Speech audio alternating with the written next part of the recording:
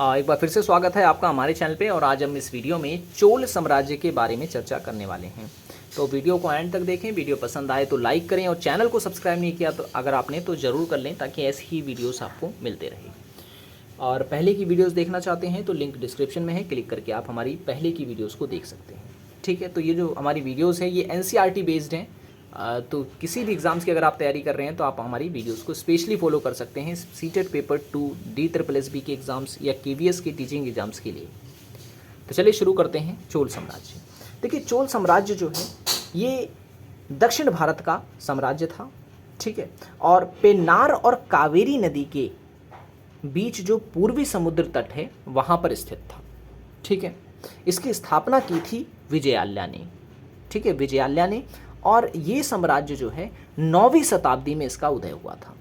ठीक है, 9वीं शताब्दी में इसका उदय हुआ था। और पल्लवों के ये सामंत थे। ठीक है, पल्लवों के ये सामंत थे।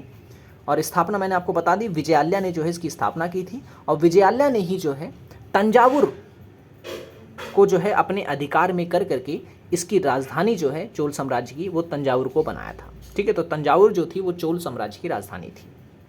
और इसी कारण जो है विजयाल्या को नरकेसरी की उपाधि प्राप्त हुई थी। ये क्वेश्चन आपसे पूछा जाता है कि किस चोल शासक को नरकेसरी की उपाधि प्राप्त हुई थी, तो वो विजयाल्या थी। ठीक है, और विजयाल्या ने ही जो है चोलेश्वर मंदिर का निर्माण भी करवाया था। उसके बाद शासक बनते हैं आदित्य प्रथम। ठीक है, आदित्य प्रथम। तो विजयाल्या का पुत्र थे ये। ठीक है, विजयाल्या के पुत्र थे। और इनका शासनकाल जो है वो लगभग 875 ईस्वी से लेकर के 907 ईस्वी के बीच था। इन्होंने जो है पल्लवों को परास्त किया था। ठीक है ना, पल्लवों को हराया था और अपने राज्य को स्वतंत्र घोषित किया था। इस कारण इन्हें उपाधि भी मिली थी कोदंड राम की। ठीक है, कोदंड राम की। उसके बाद शासक बनते हैं परांतक प्रथम। ठीक है, इनका शासनकाल जो था वो था 709 ईस्वी से लेकर 953 ईस्वी के बीच। इन्होंने जो है पांडवों को हराया था। ठीक है, पांडवों को हराया था। इसी कारण इन्हें उपाधि मिली थी मदुर्रे कौंड की। ठीक है, मदुर्रे कौंड की।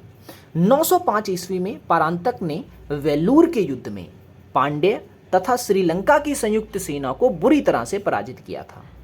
दक्षिण भारत की राजनीति में श्रीलंका के इसी हस्तक्षेप के कारण चोलों एवं श्रीलंका के मध्य लंबा संघर्ष चला। यानी परांतक प्रथम ने जो पंगा लिया था श्रीलंका के राजाओं से, वो आगे चलकर जो है काफ़ी इनके बीच युद्ध होते हैं, लेकिन अंत में जो है चोल के शासक ही जीतते हैं, चोल शासक ही जीतते हैं, जिसकी चर्चा भी हम आगे करेंगे।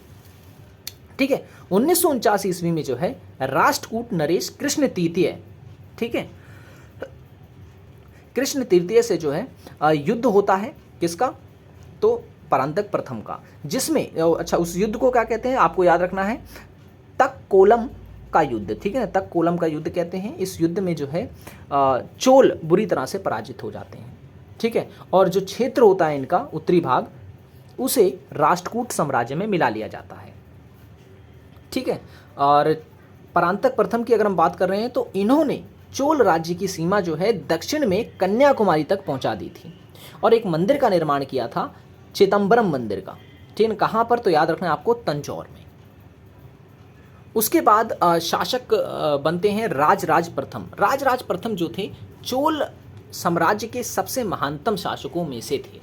ठीक है, और इनके काल को महानता का युग कहा जाता है।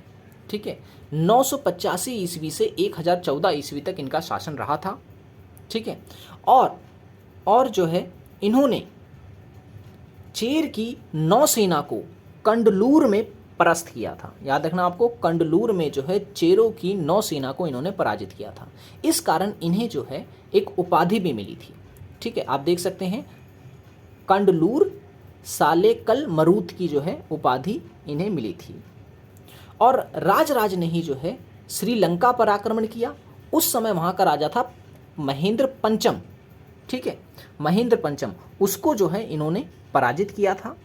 और इसी उपलक्ष्य में जो है उन्होंने वहाँ पर एक शिव मंदिर का निर्माण भी करवाया था। क्या उद्देश्य था उनका श्रीलंका पे आक्रमण का? उनका उद्देश्य ये था कि दक्षिण एवं एशिया के देशों के साथ जो है व्यापार जो होता है उसमें अपना अधिकार लाना इनका उद्देश्य था। इन्होंने क्या किया था, दक्षिण श्रीलंका के उत्तरी हिस्से को जीत कर जो है वहाँ अब उसे अपने राज्य में मिलाया और वहाँ पर एक प्रांत भी बनाया था अपना, जिसका नाम था मुंडी चोल मंडलम प्रांत। ठीक है ना, ये राजराज प्रथम ने ही इसको स्थापित किया था श्रीलंका के उत्तरी हिस्से में, और अपनी राजधानी जो है अनुराधापुरम से जो है पोलनरुआ, ठीक है, पोलनरुआ में स्थानांतरित किया था, जिसे आगे जयनाथ मंगलम कहा गया। इसी कारण जो है राजराज प्रथम को एक उपाधि प्राप्त हुई थी शिवपाद शेखर की। ठीक है, शिवपाद शेखर की। और इतिहास में चोलों के अभिलेख में जो है हमें ये जानकारी भी मिलती है कि राजराज प्रथम ने जो है कलिंग सहित, यानी कलिंग को जीतने के साथ साथ लगभग 12,000 द्वीपों पर जो है विजय प्राप्त की थी, अपना विजय ध्वज जो है फहराया था। ठीक है, और राजराज प्रथम ने ही जो है चीन में अपना एक दूत मंडल भी भेजा था। ठीक है, दूत मंडल भी भेजा था, और अपने अभिलेखों में ऐतिहासिक जो प्राकथन के साथ जो है प्रारंभ करने की जो प्रथा है उसका सूत्रपात जो है वो उन्होंने ही करवाया था। ठीक है ना, और इन्हें कई उपाधि मिली हुई थी, जैसे कि मुम्मा दुई चोल देव, जयकोंड और चोल मर्तांड की। ठीक है, 1000 ईस्वी में जो है उसने भू राजस्व के निर्धारण के लिए, यानी टैक्स को फिर से एक बार रिव्यू करने के लिए भूमि का सर्वेक्षण करवाया था। ठीक है ना, भूमि का सर्वेक्षण करवाया था और फिर करों का निर्धारण किया था, और संपूर्ण साम्राज्य को चलाने के लिए इसने स्थानीय स्वशासन को प्रोत्साहन दिया था। ठीक है ना, स्थानीय स्वशासन को प्रोत्साहन दिया था। और बृहदेश्वर का जो मंदिर है जो कि काफ़ी प्रसिद्ध है, इसका निर्माण भी जो है इन्होंने ही करवाया था। ठीक है, जिसे राजराजेश्वर शिव मंदिर के नाम से भी जाना जाता है। इसे जो है यूनेस्को की धरोहर, विश्व धरोहर में भी शामिल किया गया है। और ये कहाँ है तो याद रखना है आपको, तमिलनाडु के तंजावुर में स्थित है, और ये ग्रेनाइट से निर्मित है।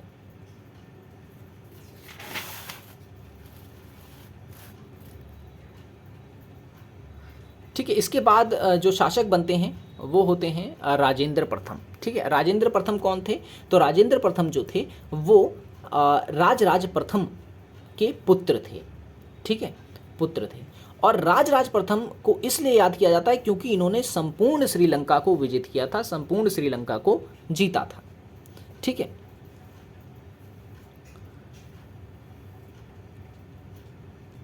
और इन्हें जो है पांड्य प्रदेश का वायसराय भी नियुक्त किया गया था। महेंद्र पंचम को जो है इन्होंने बंदी भी बनाया था, और इन्हें जो है राजेंद्र प्रथम को चोल पांडे की उपाधि दी थी। ठीक है ना, चोल पांडे की उपाधि दी थी। उत्तर में उसने बंगाल के पाल शासक महिपाल को भी पराजित किया था। ठीक है, और इस अभियान में सफलता के कारण जो है उसे उपाधि मिली थी गैंगे कोंड चोल की। ठीक है, गैंगे कोंड चोल की उपाधि इन्हें मिली हुई थी। ठीक है, अब उसके बाद जो है इन्होंने अपनी एक राजधानी जो है बनाई थी, किसको तो याद रखना है गैंगे कोंड चोलपुरम को, और इसी राजधानी में जो है इन्होंने अपना एक विशाल तालाब भी बनाया था जिसका नाम था चोल गंगम। ठीक है, चोल गंगम किसने बनाया था तो याद रखना राजेंद्र प्रथम ने इसका निर्माण करवाया था। कहाँ पर तो गैंगे कोंड चोलपुरम में। ठीक है, और राजेंद्र प्रथम की सर्वाधिक महत्वपूर्ण विजय जो है वो थी 1035 ईस्वी में काडाराम के श्री विजय साम्राज्य के विरुद्ध थी। यहाँ पर सैनिक अभियान इन्होंने चलाया था, और ये साम्राज्य में बता दूं, विजय साम्राज्य जिसकी हम बात कर रहे हैं काडाराम के विजय साम्राज्य की, ये कहाँ तक फैला हुआ था तो मलाया प्रायद्वीप, सुमात्रा और जावा तक फैला हुआ था। तो इस पर जो है अधिकार किया था राजेंद्र प्रथम ने। इस कारण इन्हें उपाधि मिली थी पंडित चोल की, और मुंडी गुंड की, चोल वीर राजेंद्र, मुंडी गुंड चोल की और वीर राजेंद्र की, और गंगे कोल्ड चोल की तो ये तो पहले मिली हुई थी। ठीक है ना, ये आपको याद रखना है। और राजेंद्र प्रथम चोल के शासनकाल में दक्षिण भारत में वैदिक शिक्षा एवं दर्शन का विकास हुआ, और उसने वैदिक साहित्य के अध्ययन के लिए जो है एक विशाल विद्यालय की स्थापना भी की थी। उसके बाद राजा बनते हैं राज अधिराज प्रथम। अब राज अधिराज प्रथम की अगर हम बात करें तो ये उनके पुत्र थे राजेंद्र प्रथम के। ठीक है, कल्याणी पर इन्होंने विजय प्राप्त की थी। ठीक है, कल्याणी पर विजय प्राप्त की थी, और अश्वमेघ यज्ञ भी इन्होंने करवाया था। फिर राजेंद्र द्वितीय आते हैं, राजेंद्र द्वितीय जो थे वो राज अधिराज के अनुज थे, यानी भाई थे। ठीक है, और इन्होंने जो है एक कोप्पम का युद्ध लड़ा था। ठीक है, कोप्पम का युद्ध लड़ा था। ठीक है, राज अधिराज की हत्या के बावजूद इसी युद्ध क्षेत्र में जो है कल्याणी के चालुक्यों को, याद रखना, कल्याणी के चालुक्यों को पराजित किया था राजेंद्र द्वितीय ने, और इसी युद्ध के दौरान अपना राज्याभिषेक भी इन्होंने करवाया था। ठीक है, और जब ये जीते थे तो कोल्हापुर में जो है जय स्तंभ भी अपना स्थापित करवाया था। ठीक है, तो ये आपको इसमें याद रखना है। और किसको पराजित किया था, तो याद रखना सोमेश्वर प्रथम को, जो कि चालुक्य के शासक थे उस समय। उपाधि भी इन्हें मिली थी परकेशरी की। उसके बाद शासक बनते हैं वीर राजेंद्र। वीर राजेंद्र को जो उपाधि मिली हुई थी वो थी राजकेशरी की।